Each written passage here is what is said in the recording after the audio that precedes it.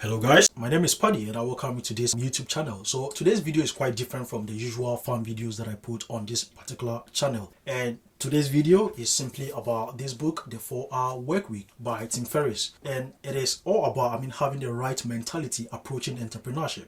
So I read this book and it has really changed my life a lot. And it is a video that was supposed to be for my private YouTube channel. So I've got a private YouTube channel as well where I talk about leadership, entrepreneurship and investment.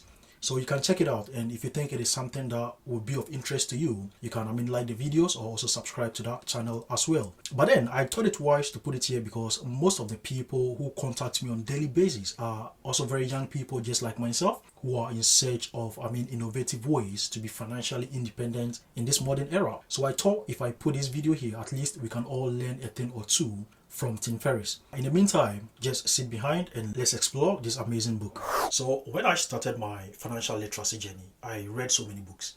And one of the books I read that really helped me in my elementary stage was this book by Tim Ferris, The 4-Hour Workweek. And to be honest with you, the first time I read the book, I thought most of the principles that Tim preached about in this book are just not applicable in this modern era because of the unsurmountable financial constraints that almost every economy is going through right now. So I had to do myself a very big favor by reading the book the second time. And that was when I practically understood exactly what Tim was trying to tell me in this book. My first lesson from the 4-Hour Workweek was his distinct principles that differentiate the deferrers from the new rich. So according to Tim, the deferrers are people who are coming from the old or the traditional approach to making money. That is, go to school, work so hard, get a good job, but primarily save.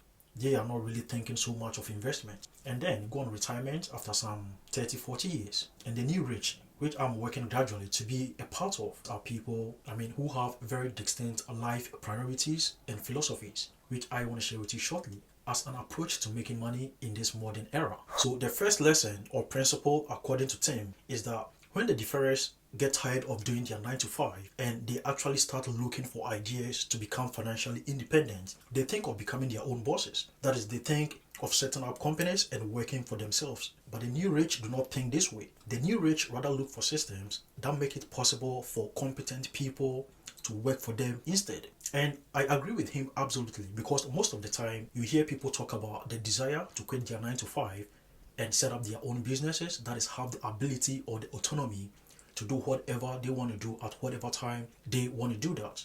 But the trick here is that sooner or later they realize that they end up working more and for less money than when they did their 9 to 5. And the reason being that when you become your own boss or you start running your own businesses, all the various aspects of the business become a burden on your neck. I'm talking about marketing, I'm talking about finance and operations. These are things that you have to do solely.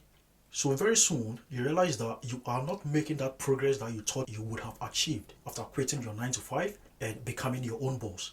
So instead of thinking this way, come in with the mentality that you rather want effective systems in place that make it possible for competent people to rather work for you. When you have effective systems in place and competent people work for you, you take advantage by delegating some of these numerous tasks that you would have done.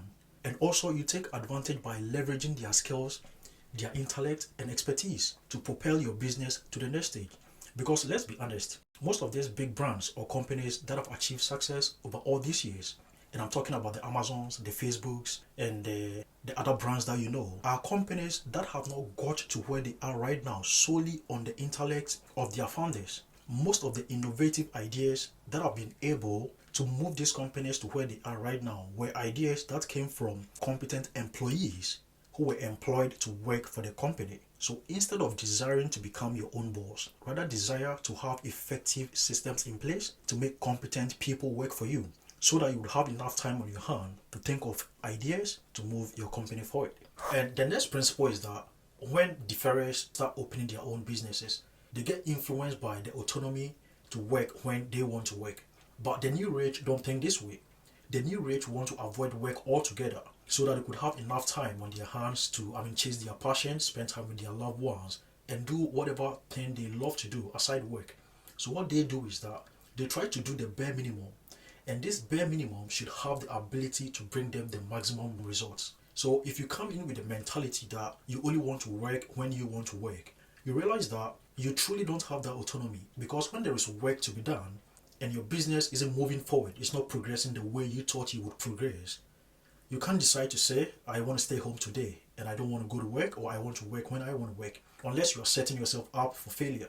But if that isn't the goal and financial independence is truly your objective, then always try to be able to do the bare minimum that is able to bring you the maximum results. So here, I believe you are just talking about the concept of working smart, because if you are not able to do this, then there wouldn't be any difference between you working your usual 9 to 5 and you now running your own business. So instead, you should adopt what is sometimes referred to as the 80-20 rule, or the Pareto principle, where you become so efficient that the minimum effort brings you the maximum results.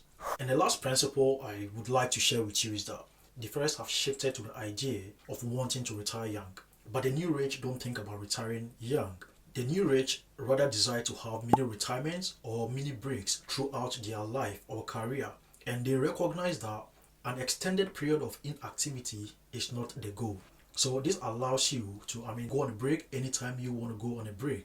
Wherever you want to go, chase your passion, do whatever excites you, and then get rejuvenated and come back with fresh ideas to still keep going. And I think this appeals more to me, because if I'm able to, put systems in place to have competent people work for me, and so I don't have to get worried when I'm away, and I can delegate because I know they are competent to do whatever is being delegated to them, and I'm leveraging their skills and knowledge to propel the business. And I also have system in place to make me able to do the bare minimum for the maximum effect. Then I don't mind going on holidays anytime I want to go, and then get fresh ideas, that is, get rejuvenated and come back and still keep pushing hard. So this is the mentality that has formed in me after I understood Tim Ferris and his 4-hour work week. And in as much as people are looking for innovative ways to become part of the new rich, it will appeal to everybody more to be able to get to that status and also have enough time to do whatever excites you with your loved ones and live a happy life. My name is Paddy. Thank you for watching. Don't forget to like and subscribe to my channel. I'll see you in the next video.